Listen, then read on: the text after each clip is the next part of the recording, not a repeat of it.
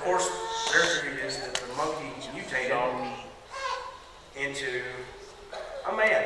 So everybody's probably seen a two-headed snake on the National Geographic or whatever. That's a mutation. So they're thinking that natural selection used a mutation, and with that mutation, it slowly, evolves and evolves, and then you get some other animal.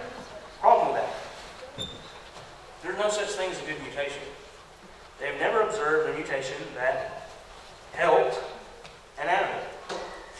Not only that, a mutation is a selection of information. So we know that DNA has all our information. By the way, DNA is more complex than any computer program ever written.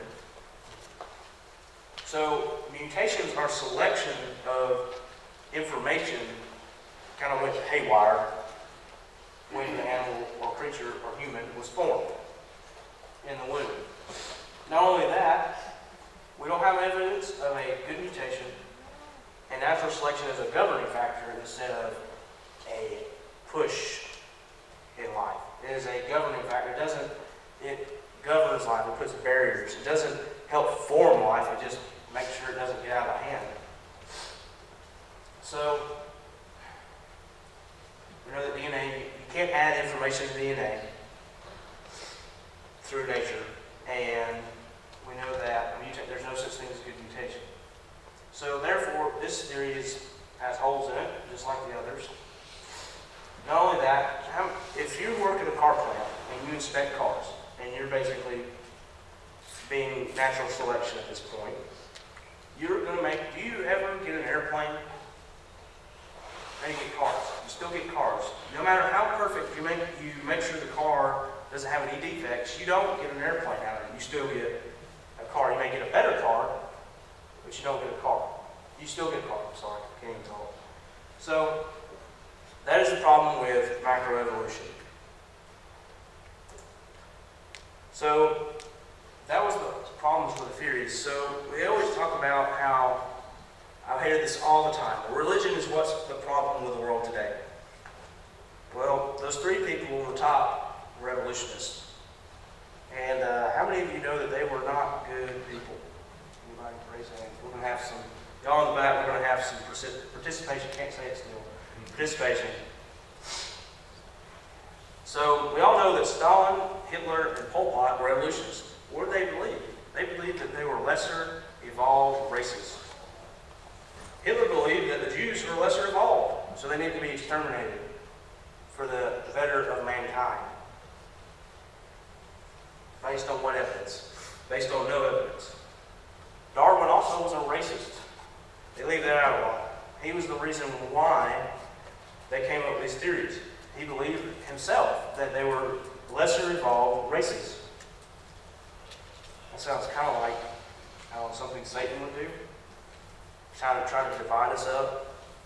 Anyways, so in 1959, the 100-year anniversary of Darwin's books, Dwight D. Eisenhower put in the books evolution, all the textbooks of science, because of course Sputnik happened, and he believed that the reason why we were behind Russia at the time is because they were teaching evolution. So we needed to catch up by teaching evolution. I don't know how evolution helps us get to space.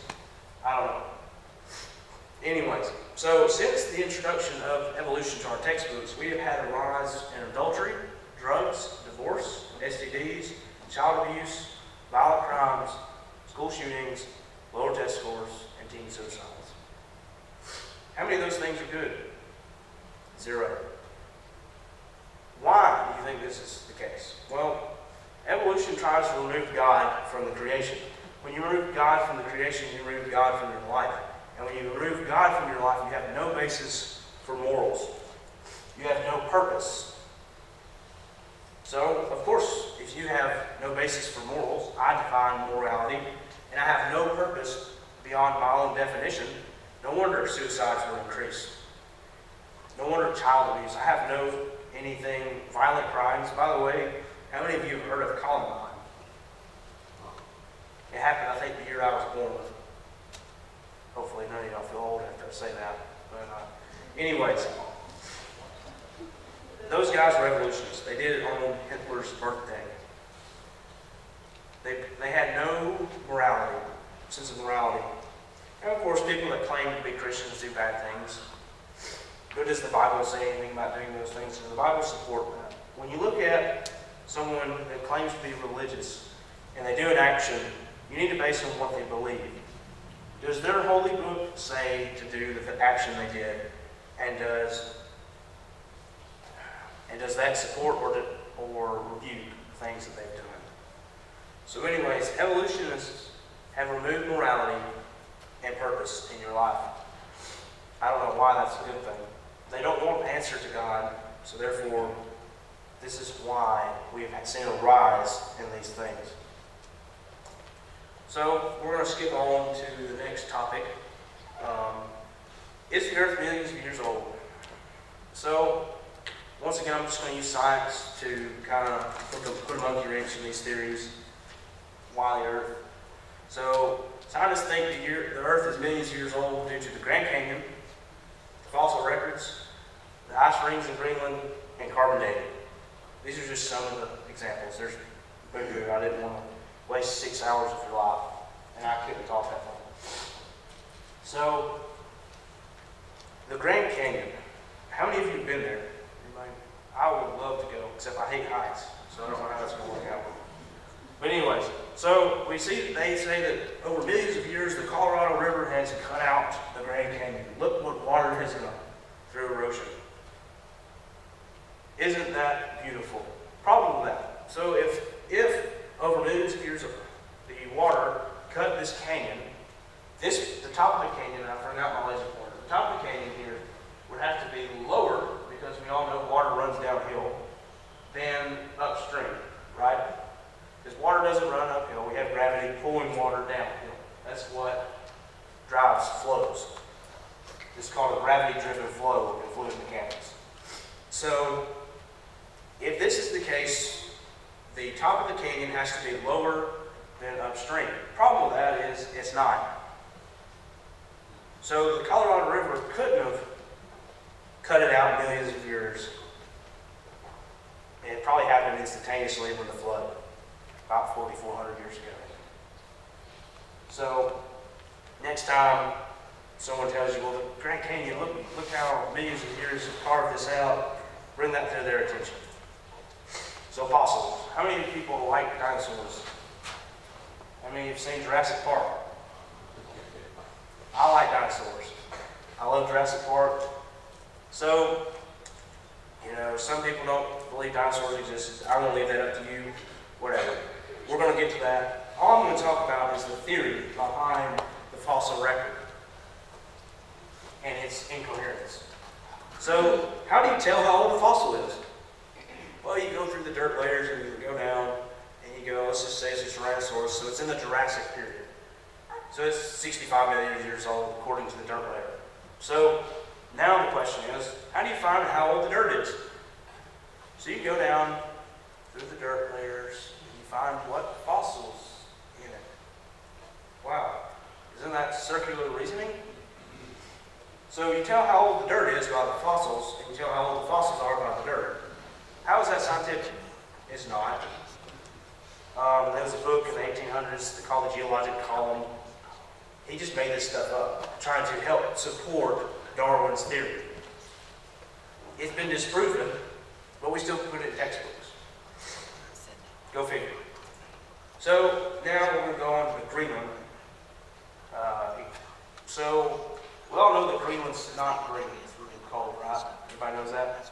So in 1942, we had a squadron of P-38 Lightnings crash land out there, and the government's so wasteful, they left them out there till the end of the war. They were going to go get them, and they never did. So they stayed in the ice. So over 48 years, ice and snow, stacked on top of the airplanes. And a guy in the 1990 decided, well, let's go dig them up. So Bill Nye, the science guy, says, well, these layers, there's layers in this ice. There's little, you can kind of tell, the cold, the snow, and the ice layers. So Bill Nye says, well, of course the Earth's millions of years old because there was so many layers. There's millions of layers of ice when we take samples out of Greenland. So how do they come off this? So they think in the summer, the snow heats up and melts, turns to liquid. So you have a clear layer of ice.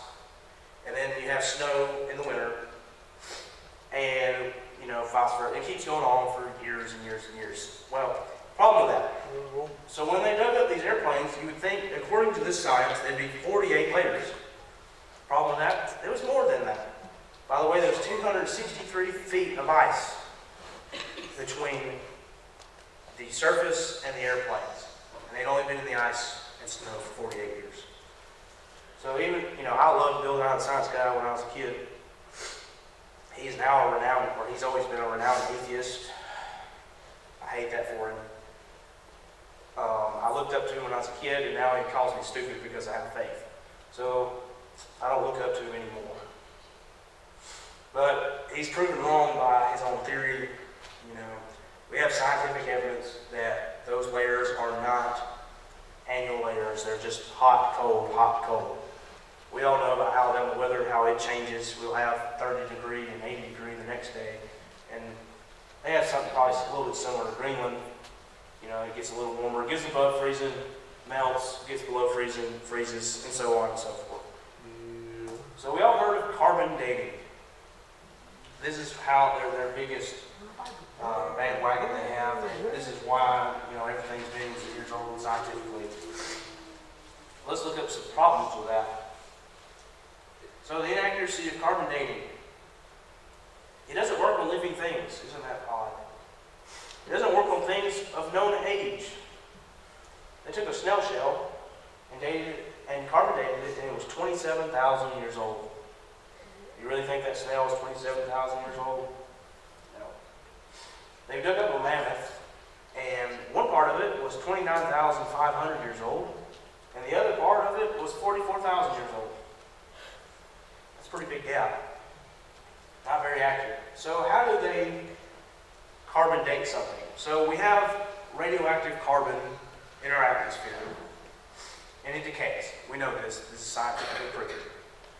Well, the problem with that, so plants absorb the radioactive carbon, and you either eat the plants or you eat something that eats the plants, so you get it in your system. So they carbon date you after they're dead, the things they find in the ground. And say that they're millions of years old because they calculate the decay of the carbon. Well, the problem with that is you're going to have to assume there's as much carbon there is now than there was then. Not only that, we're going to have to assume that it has decayed at a constant rate. And if so, if we go back in time by the decaying rate that they are right now, all carbon would decay in 30,000 years. So therefore, the Earth can't be millions of years old, according to your own science.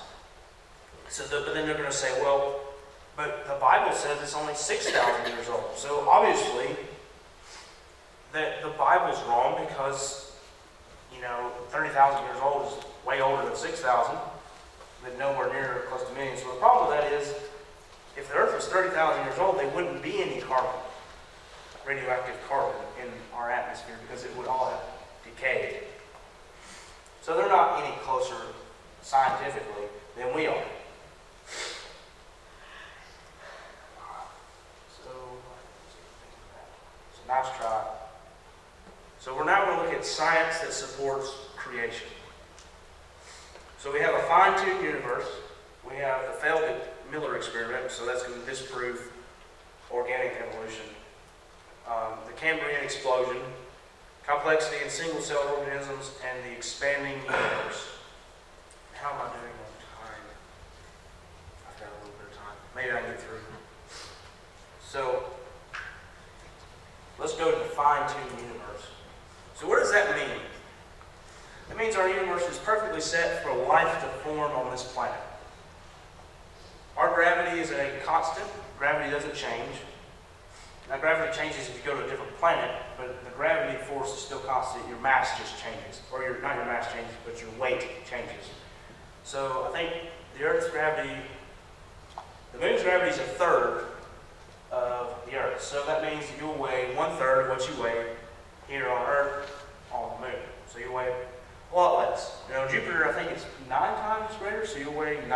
times more than you do here on Earth. Anyways, gravity still pulls at a constant rate.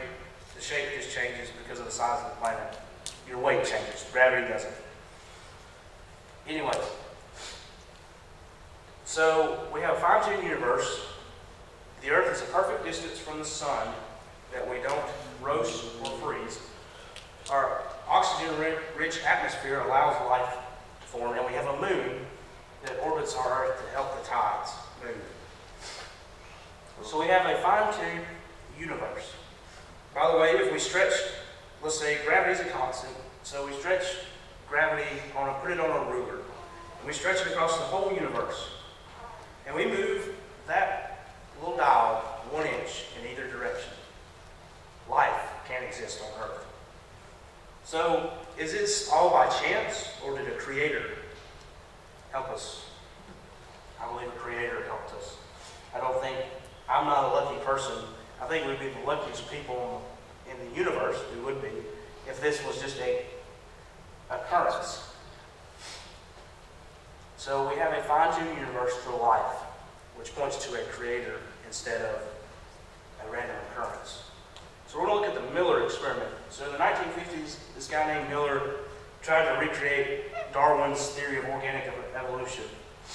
So he took what he thought was the Earth's atmosphere at the time, millions of years ago, and he thought that it was methane, ammonia, and hydrogen in the atmosphere, and he heated it up and charged it with electricity, and his soup formed at the bottom, and 2% of this soup that was formed was amino acids. Well, amino acids are the building blocks of life. So he thinks that, okay, well, this has got to be how life formed. Problem with this: hydrogen is lighter than air, which means Earth's gravity is so less dense that Earth's gravity can't hold it here. Hence why balloons, like the Hindenburg was hydrogen, it floated. Helium's another thing. Helium, if you let helium out, it leaves Earth's atmosphere. So you're like, well, how do we get helium? It's all trapped in the Earth. Whatever we get is all trapped in Earth's crust. So anyways, hydrogen can't be in the atmosphere because it would leave. So ammonia is destroyed by UV light, which is the sun. So ammonia and hydrogen can't be there. So you're like, well, so what's the Earth's atmosphere probably made of? Well, probably similar to what we have today. What is in Earth's atmosphere today? Well, H2O, water vapor. We have oxygen, carbon dioxide, and nitrogen. So when they redid the experiment, changed the gases, and redid the experiment, no amino acids were formed.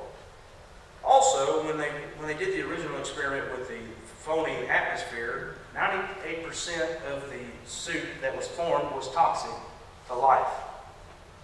And they call this science.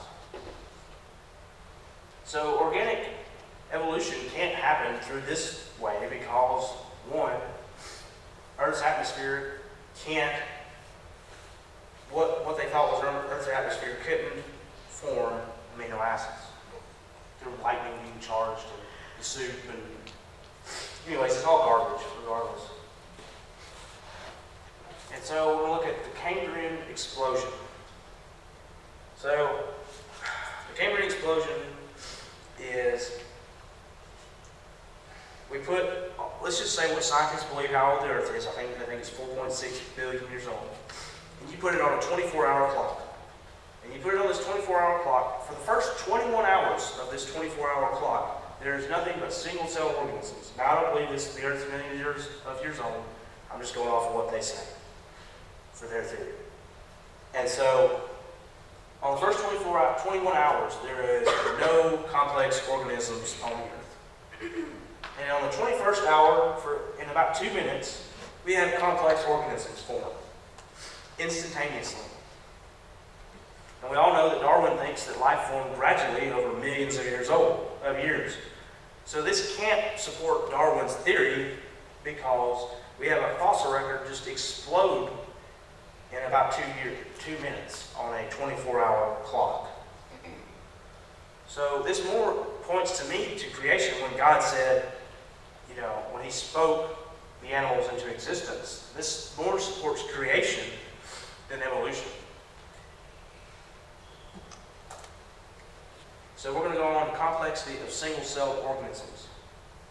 Am I moving too fast? I'm good. Y'all are lively. I'm still alive. Anyways, so complexity of single-celled organisms means one cell in the organism. So this thing right here, I can't remember what it was, but it is a single-celled organism, part of a single-celled organism. And what you notice here is it has a stator, a motor, a drive shaft, and a U-joint. So you car guys out there, that kind of sounds, which actually it's more like an outboard boat motor, but those are car parts. U-joints, drive shafts, motors.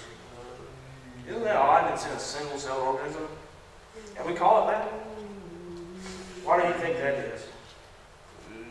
Probably because there's a designer behind it. This is complexity on a molecular or a cellular level. This is also disproving Darwin's simplicity yielding complexity. This is still complexity yielding complexity. Not only that, if you look at a more on a smaller level, cells look more like assembly lines transferring information. Once again, it looks more like someone designed it instead of just randomly forming into what we have seen today. We have some evolutionists that have disproved, they haven't gone to Christianity or any other faith, but they have went to the intelligent design theory because of the complexity of single-cell organisms. They're like, this can't just happen randomly. There has to be a designer. They just haven't found the right designer. They're just saying, there is a designer, we don't know who it is. Anyways, we're going to go on to the expanding universe. So we're going to go back to Isaiah 40:22 and read the rest of that scripture and see what it says. So Hubble in the 1920s found out that the universe was getting farther apart.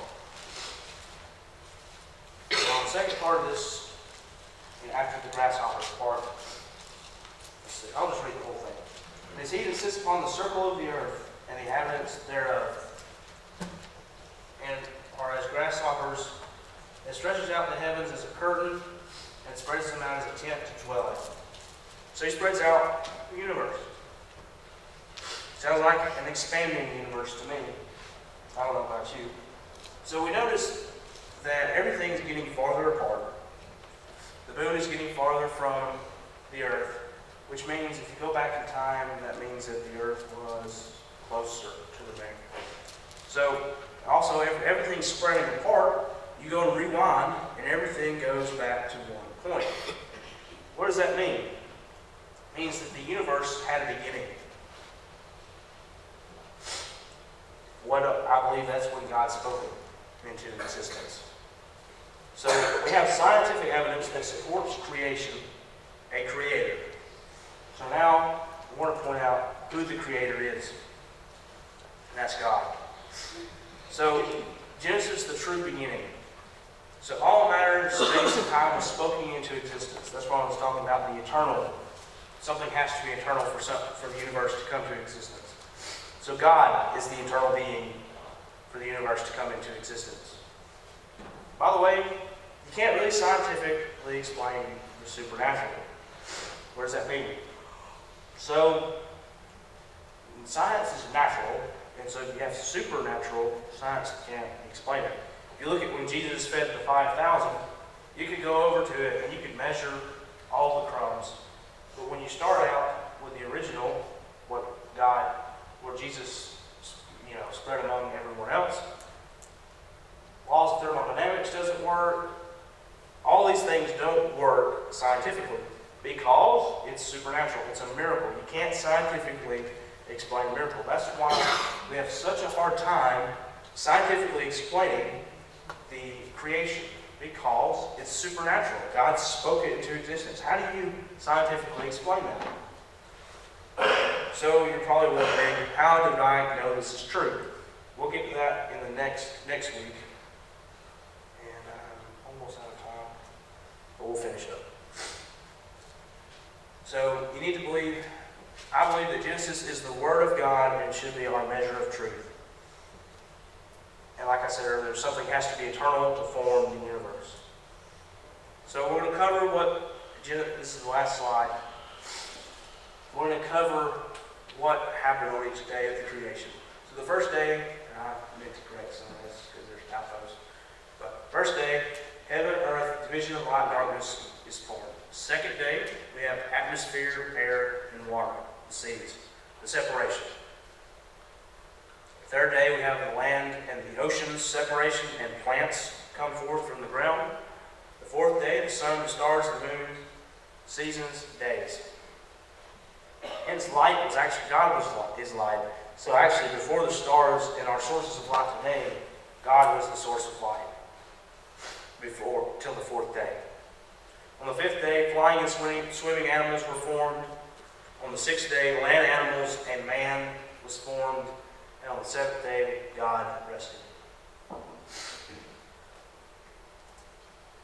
So that's the conclusion of part 1. Any questions or comments?